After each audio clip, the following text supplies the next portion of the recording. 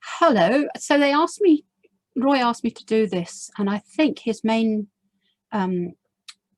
motivation is to try and get more recorders, county recorders, for other less well-known taxa and species. So I'm going to tell you a little bit about how interesting it's been this year, although it's been difficult for because of restrictions under coronavirus. And so if you don't know what county recorders are or why they exist, well, like Cofnod has records which are locally used to inform planning applications for development. So it's really important that we have somebody coordinating all the records which are being sent into Cofnod. And we need them all in Cofnod. I've been having problems with Butterfly Conservation telling me they only deal with records in iRecord. But I'm trying to explain that because we're a devolved nation, all our planning permission will have to go through Cofnod. So that's why I have to put it into Cofnod rather than iRecord. They are shared, but there's sometimes a bit of a disjunct, I find, between different recording centres. So we have to try and all concentrate on Cofnod and then ask them to share with other organisations, which Ashling is very good at organising for us. That's another thing to mention, is that records used to be kept by county recorders themselves on their own computers, and this can be a problem. With our previous recorder had a stroke and then suffered from rapidly developing what's it called, macular dementia, and he just had all the records on his computer and he hadn't been sending them to Cofnod. They weren't in any other recording centre. So Ashling helped me with him try to rapidly get all his records that we could across from MapMate onto Cofnod before he just had to go into care and disappeared from contact altogether. And it's thinking about this sort of thing, because a lot of us are getting on now, and you know, my husband always said, if a record isn't shared, it doesn't exist. I know a lot of old recorders who felt their records were their own private property and they didn't want sites of rare species to be known by other people and all these sort of fears. But actually, if you want them to continue to be important after you are unable to cope with them anymore, then it's essential to put them into Cofnod in North Wales, or your local record centre, if you're listening from somewhere else, into your local record centre. So records are also used by scientific researchers a lot for monitoring climate change, for example, the effects of pesticides and pollution on wildlife. So they're very important for all sorts of research projects that are going on around the country. They're also used to compile national reports like the State of Britain's Wildlife that are then appear on TV news and TV reports, and thus influence voters and politicians. So having a local coordinator, that is your local county recorder, means having expert verification, advice, training and checking on an area well known to that recorder. And here are the vice counties of North Wales. If you're not familiar with how records are compiled, they are done along county boundaries which date from back in the Victorian period. So as you know, these boundaries have changed back and forth during the 20th century, very often for political gains or because of population changes, in fact. So these are the fixed county boundaries, never mind about used to be Clwyd or used to not be Denbighshire or used to be Meirionydd or whatever. These are the vice county boundaries that we have now.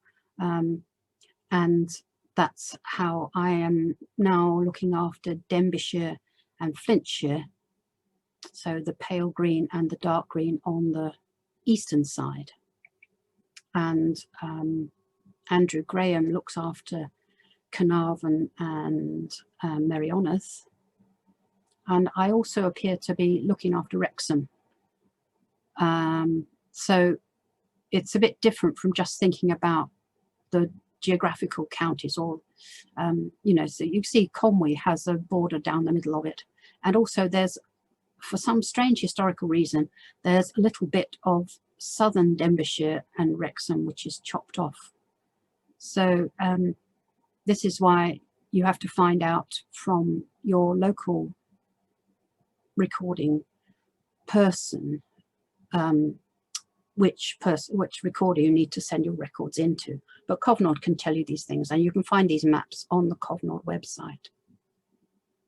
And this is one of the maps you can see on the Cofnod website, and you can narrow down where your records have been taken from, and you can then send it into the appropriate recorder. See, we've got this strange little bit here which is chopped off from Cofnod, although it's technically still part of Wrexham or Denbighshire. So what do you have to do? People might be reluctant to volunteer to become a recorder because you're afraid it's going to be too much work. The great thing is that now we've got Aisling and Richard working at Cofnod. They take a lot of the workload off you. So we have to accept records sent in by the public. Now, years ago, 20 years ago or more, when I started sending in my own records on butterflies and moths to the local recorder, we all did it on paper. We had these paper record sheets that were pinned up on the kitchen notice board or in the car glove compartment that we took with us everywhere, and recorded and then sent them in to the county recorder at the end of the year, who then had to process them all onto computer. But we don't need to do that anymore. A lot of people are sending their records direct into Cofnod anyway. And in fact, I have not yet had any paper records sent to me this year at all. This is the first year I have done it, but I know a lot of people did used to send them to the previous recorder. So it's actually getting easier in a way. And although it may be indicative of course, lockdown, meaning that we weren't able to travel more than 5 miles at the beginning of the spring, which is really our important time for recording a lot of rare species. I couldn't go to our only butterfly conservation reserve, which is near Ruthin, because that's a 40-minute drive from me, and it was outside the regulated areas. So people have been sending in their own records, and Cofnod can forward them on to appropriate organisations and researchers for you. And you don't have to worry about rare species locations being shared, because they only take the first couple of numbers in the grid reference for anything that's protected. In fact, you're not even allowed to search for rare species unless you are an approved recorder or researcher. So due to COVID-19, we were told regular transect recording was an unnecessary task, which I would dispute actually. I mean, a lot of this data is used for tracking climate change and all sorts of important things. But anyway, that's what they said. So what I thought was, well, where am I going to get records from this year then? And Facebook and Twitter and WhatsApp have become very important. Now, I know a lot of people, especially older expert people, don't like the idea of Facebook and Twitter. They think it's all a bit suspect. They think it may be insecure. They think they may get scammed. There's lots of reasons why people don't trust them. But honestly, it has become a lifeline for a lot of people who want to share butterfly records and get support with identifying butterflies, talking about habitat disturbance. You know, there have been cases where, you know, I won't say farmers, but I mean, there have been cases where habitats have been destroyed this year because they think people aren't watching the habitats, people aren't going out to the parks, people aren't surveying. So social media is where a lot of this has been shared and been able to be forwarded on to relative authorities. So I do butterflies for North East Wales, so that's what I'm going to talk about, but I hope you can see how this can be adapted to if you're interested in recording fungi or lichens or all kinds of obscure species that we don't actually have county recorders for at the moment. So it would be nice to get more people volunteering to do this. So there's a public group called Butterfly Conservation North Wales on Facebook. There's UK butterflies and UK moths. There's a North Wales Wildlife Trust, which each of the branches have their own Facebook page. And you'll find the same sort of groups for your own particular interest group.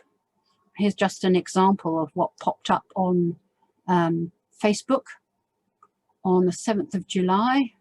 On a wander around Loggerheads Country Park yesterday, John Wainwright went for a nosy for adders on the limestone pavement. And look what he found, a silver-washed fritillary. Now this is really quite a scarce butterfly. They are more wide-ranging butterflies and solitary butterflies than a lot of the smaller fritillaries. But this is a gorgeous thing to see and a wonderful record to get. So often people just put a photo up and say, oh, look, you know, what's this? Or look, I saw a silver-washed fritillary. But I can go back to them and say, thank you very much. Can you give me the grid reference? Or if you don't know the grid reference, the actual location on the map or the postcode, something that I can look up and get the grid reference from. And then I can put the record into Cofnod as a genuine record because I've got a very good photo. There's no question about that being silver washed fritillary. I can see clearly what it is. Sometimes you have to get the underwing, but I think I've trained a lot of people on the Butterfly Conservation Facebook page to get me photographs of the underside of the wing with the more difficult to identify species. But most of our species in North Wales are very easy to identify and distinguish. Then there's quite excitement at Marford Quarry. Silver washed fritillaries were zooming about and the white letter hairstreak were still around. Now he said it's too quick for a picture, but I know Simon Mills. Again, this is another important reason for having local county recorders, is that you may know the people who have traditionally sent in records for many years and you trust them because you know that they are able to identify these species down to good accuracy. So I know Simon Mills from a long time back, and I know if he says silver wash fritillary and white letter hairstreak, that's indeed what it will be. Also, second brood of holly blues. Now this is something that was really interesting this year because of the early onset of very warm spring. Butterflies got off to an early breeding start, and then there were second broods of species quite early, so that there were even third broods of some species. And I'll show you some of those in a minute. Keeping track of rare species we have in North Wales. This is a grayling. This is a very scarce species now. And I got a photograph from Mark Hughes, which again, I know him very well. He's the chair of the local branch of the Wildlife Trust. And he saw this on Gronant and Talacra dunes on the 20th of July.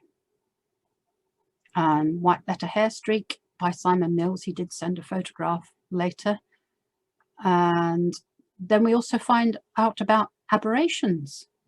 Margaret Griffin sent these wonderful different photos of tiger moths, garden tigers, which are incredible. You can see it's a bit like reticulated giraffes, and you know, you get the black and the white round the other way, or the brown and the white.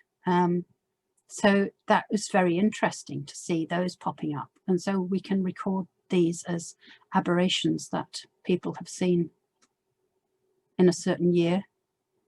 And then we can track climate change. This is an Essex skipper reported in July this year on at Mancott in Deeside. And Essex skipper has, if I can see, the little black tips on the ends of the antennae. That's the main thing to distinguish it.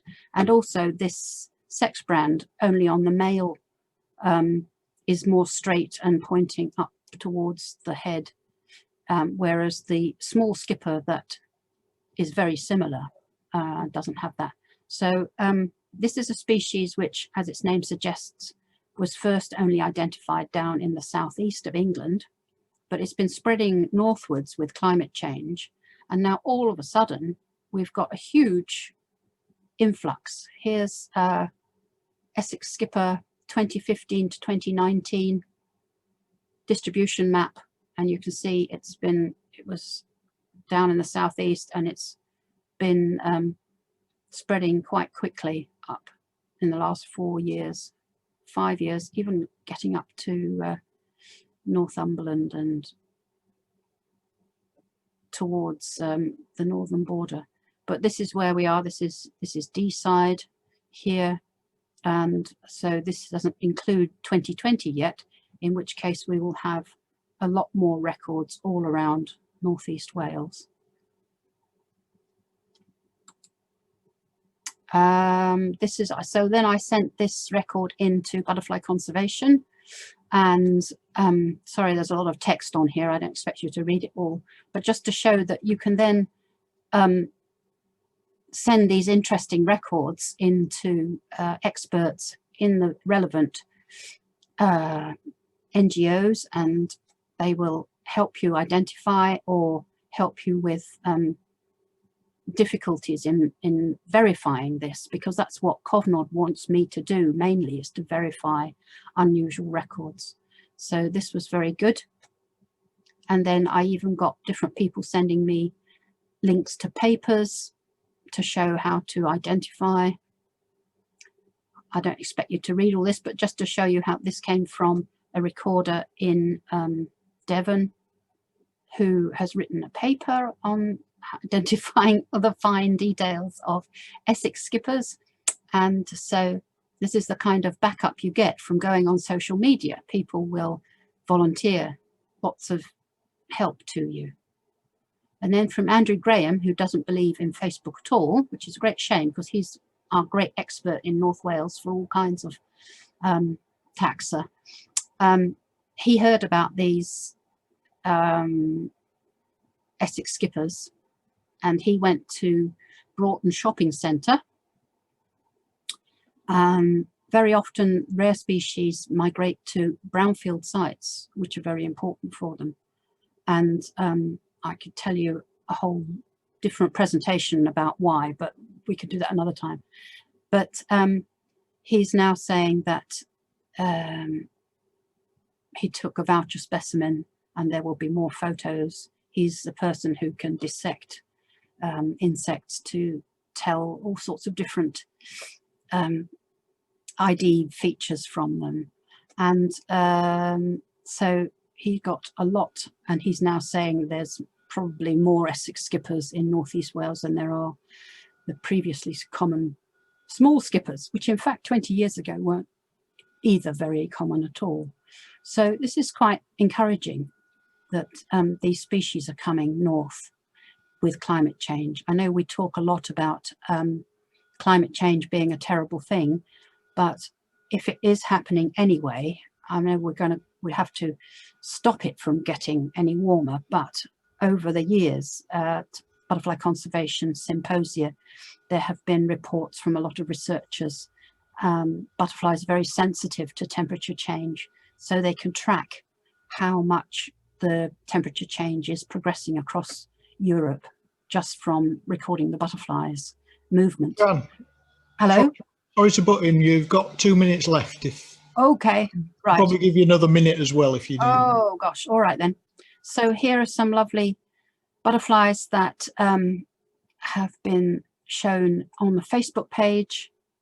And then the second brood of small pearl border fritillary at Maneira from Simon Mills on the 20th of August, which is very exciting because I've never heard of that before in all my life. I've never seen that in Britain because of the particular weather we had this year. And the interesting thing is that Chris Thomas, butterfly researcher at York University, has said at previous symposia that we may have to become a nature reserve for a lot of the butterflies currently in Europe, because they're coming north at the rate of about 25 kilometers for every half a degree of warming. And they're going up the mountains in some cases to get cooler, but they're coming up to Britain. So it's be quite exciting to think that we're going to get lots more exotic species in Britain in the next few years. And then another thing that county recorders can do is run training courses. Here I am at Ridamuin Centre a few years ago giving a butterfly ID course, and I've produced this identification chart, which is just for North Wales, so that it's a lot easier than digging through a whole book which includes a lot of different species you won't even see here. I go into schools and do lots of activities for them. Children, it's really important to get children involved in nature, data collection, and the idea of doing nature study, because it's just really not taught in schools anymore.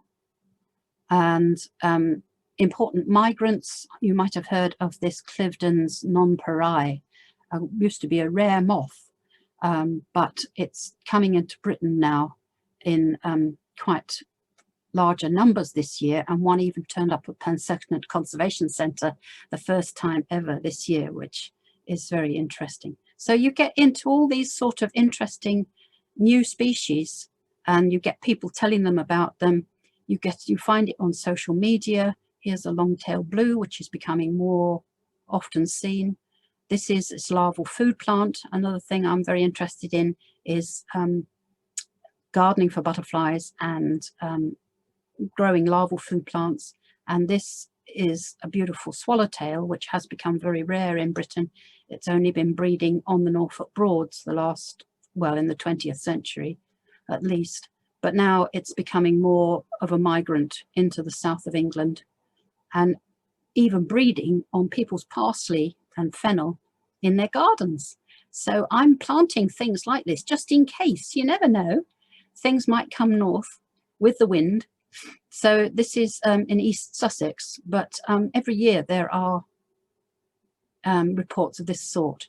And people can get the Lurk phone app from the Cofnod website, which helps them identify and record straight away using the satellite to give them the grid reference and send it straight to iRecord or to Cofnod. And this is a book that I published 10 years ago now, and I'm nearly sold out of 3,000 copies. And I can give advice to anyone wanting to do the same. It's really quite easy to publish your own book, and it's a way you can use a lot of your experience through recording species in your lifetime to leave a legacy, especially if we're all going to die of Cofnod quite soon. Okay, thanks, Jan. Cofnod needs more recorders. And many Jan, species groups, Richard's already told me to say this, currently lack Vice County recorders. So if you have a skill in a certain group, please contact Cofnod to see if you can help.